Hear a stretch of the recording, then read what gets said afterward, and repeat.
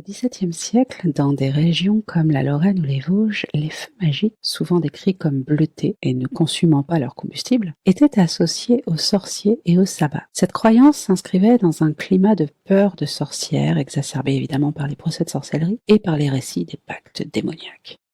Ces feux étaient liés à des traditions pré-chrétiennes où le feu était un élément sacré, capable de canaliser des forces surnaturelles. Dans l'est de la France, les communautés rurales isolées et marquées par des conditions de vie difficiles voyaient dans ces phénomènes des signes de l'intervention du diable ou des esprits maléfiques.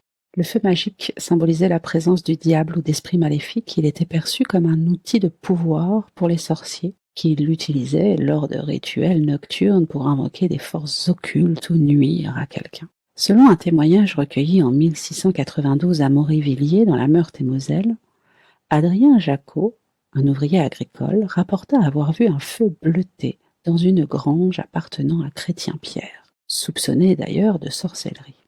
Le feu semblait brûler sans consumer le bois, et un vent étrange accompagnait la scène. Jacot affirma que le chien de la maison hurlait, signe d'une présence maléfique. Lorsque Pierre entra dans la grange, le feu s'éteignit soudainement, renforçant l'idée que le rituel devait rester secret pour être efficace.